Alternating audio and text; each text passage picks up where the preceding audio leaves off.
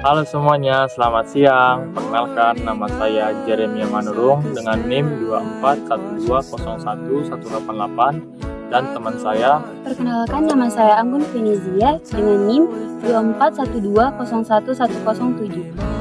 Kami merupakan mahasiswa Fakultas Kehutanan dari Universitas Sumatera Utara. Di video kali ini, kami akan menjelaskan materi pembelajaran dari Praktikum Silvika dengan judul Pengunduhan dan Pengenalan Bagian-bagian Biji. Perlu kita ketahui bahwa Silvika itu adalah cabang ilmu kehutanan yang mempelajari tentang pertumbuhan, perkembangan, dan regenerasi pohon, serta ekosistem hutan secara keseluruhan. Ilmu ini mencakup berbagai aspek seperti ekologi, fisiologi pohon, serta teknik perbanyakan dan pemeliharaan tanaman hutan. Salah satu aspek penting dalam perbanyakan tanaman hutan adalah pengunduhan buah dan biji yang menjadi tahap awal dalam memperoleh benih berkualitas. Buah merupakan organ hasil perkembangan ovarium setelah terjadi pembuahan. Fungsinya tidak hanya sebagai pelindung biji, tetapi juga bisa membantu dalam penyebaran benih.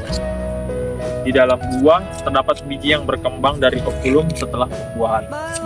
Biji mengandung embrio yang akan tumbuh menjadi tanaman baru, serta cadangan makanan yang mendukung perkecambahan ketika biji telah mengalami pemrosesan dan siap untuk ditanam. Biji tersebut dapat dikatakan sebagai benih. Dalam proses regenerasi, alami dan buatan, seringkali biji mengalami dormansi, yaitu kondisi di mana biji tidak dapat berkecambah meskipun berada dalam lingkungan yang mendukung. Dormansi bisa terjadi karena faktor internal, seperti ketebalan kulit biji yang menghambat penyerapan air atau faktor eksternal seperti suhu dan kelembapan yang tidak sesuai. Pengunduhan adalah proses pengambilan buah atau biji dari pohon atau tanah sebelum diproses lebih lanjut. Proses ini mencakup beberapa tahapan dimulai dari identifikasi tingkat kematangan buah, pemilihan metode yang sesuai, pengumpulan dan penyortiran, hingga penyimpanan sementara sebelum ekstraksi biji. Penting untuk mengetahui kematangan buah karena buah yang terlalu muda atau terlalu tua dapat mempengaruhi viabilitas biji. Beberapa contoh pohon yang bijinya seringkali dalam pengunduhan adalah Soreas leprosula atau meranti tembaga, Dipterocarpus sp atau keruing, Tectora grandis atau jati, dan Swietenia macrophylla atau mahoni. Faktor-faktor yang mempengaruhi keberhasilan penggunaan biji antara lain tingkat kematangan buah, metode pengunduhan, serta penyimpanan pasca panen. Oleh karena itu, pemahaman tentang proses ini sangat penting untuk memastikan benih yang diperoleh memiliki daya kecambah yang optimal dan dapat digunakan untuk regenerasi hutan yang berkelanjutan.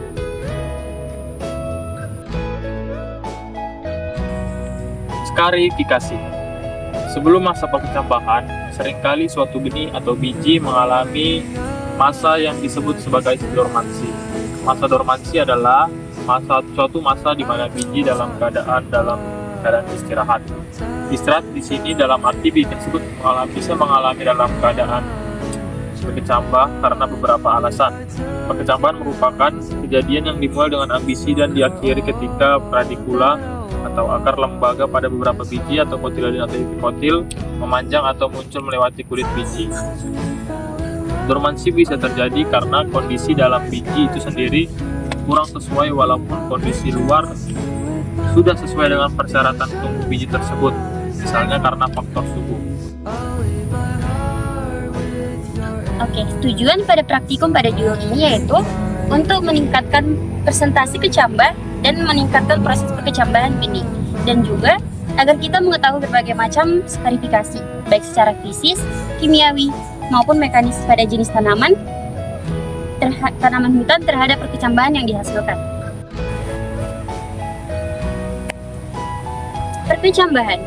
Perkecambahan merupakan proses fisiologi pada tahap awal pertumbuhan benih.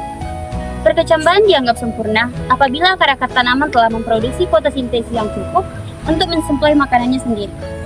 Benih dikatakan berkecambah jika sudah dapat dilihat atribut berkecambahannya, yaitu lumula dan radicula, dan keduanya normal dalam jangka waktu tertentu. Menurut Kuswanto 199, tujuan dari praktikum pada juru perkecambahan ini yaitu untuk mengetahui proses-proses perkecambahan jenis pohon hutan. Yang kedua, mengetahui faktor-faktor yang mempengaruhi perkecambahan. Yang ketiga, mengetahui persentase keberhasilan perkecambahan. Sekian dari hasil video pembelajaran kami. Jika ada pengucapan atau tutur kata yang salah, kami mohon maaf yang sebesar-besarnya. Dan kami berharap semoga hasil video pembelajaran kami dapat menambah wawasan dan ilmu pengetahuan bagi semua orang yang menonton video ini. Sekian dan terima kasih. See you next time. Dadah! Oke, Jer.